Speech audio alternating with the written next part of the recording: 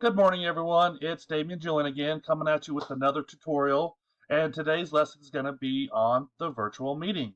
As you all know, dealing with COVID, this has now become the norm. So I figure why not give out some best practices and just talk about it a little bit.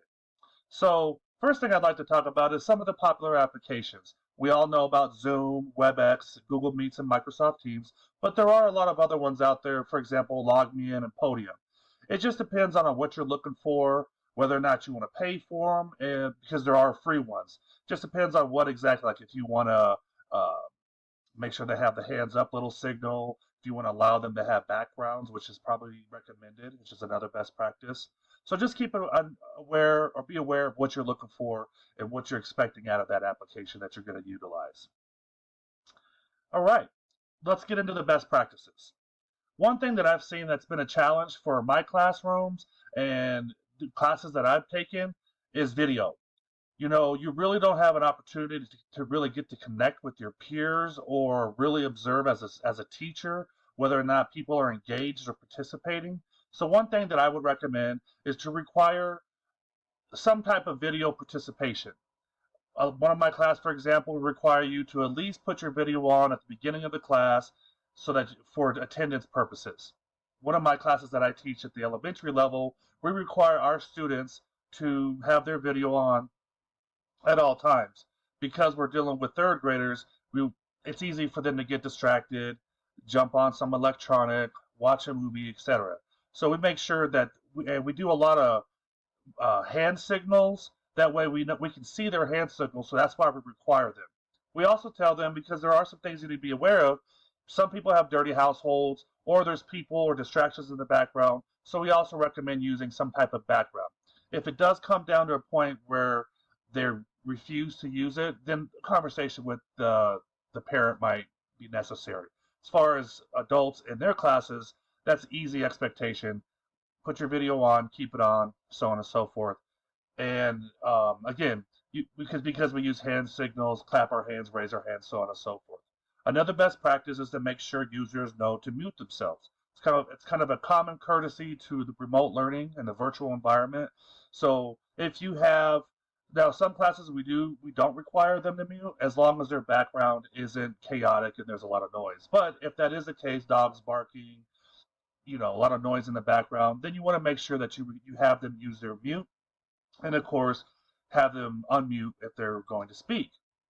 Another way to kind of promote group learning and to give everyone in their class an opportunity to get to know their classmates, since we're no longer meeting face to face, is have groups or breakout rooms. This allows students first off to get to know each other on a more personal level, but it promotes teamwork and collaboration to work on a common goal. So you want to make sure that you utilize those breakout rooms in group settings. And then as the instructor, go visit those groups.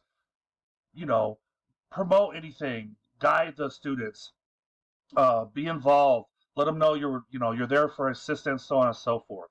And that's where the picture comes from, is be clothed.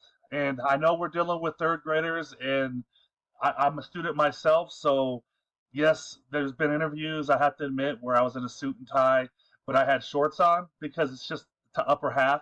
But I was fully clothed, because there are unexpected surprises. I've seen them, I've witnessed them. So to avoid that from happening and to make sure your students are prepared, make sure they just, wear, top and a bottom.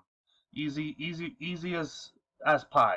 So that's just a couple best practices. But a couple other things you want to do, or other food for thought, is make sure you have open lines of communication.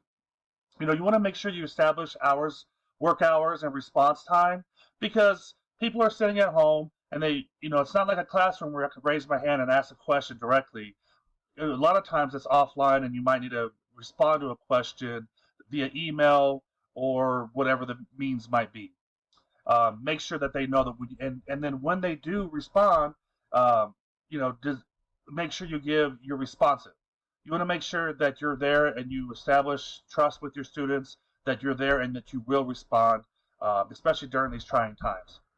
If you do respond late, keep in mind that that might pause the student's growth, and you want to make sure that you respond accordingly or with the time frames you set so that the student doesn't fall behind, because once you fall behind, it's a lot harder to catch back up. And also be understanding. You know, everyone has different learning curves. You have young students who are more equipped and more knowledgeable with digital technology, or you might have an older person. And just also keep in mind, and stuff happens. Stuff happens. Cable goes out, internet goes out, computers crash, there's a virus. So as a teacher or an instructor, make sure you just give yourself and give everyone a little understanding and be a little flexible when it comes to those things. So with that, I just want to thank you for your time. It's been great. And if you have any question, there's some references right there. Thanks for tuning in. We'll see you next time. Take care, be safe, and let's go.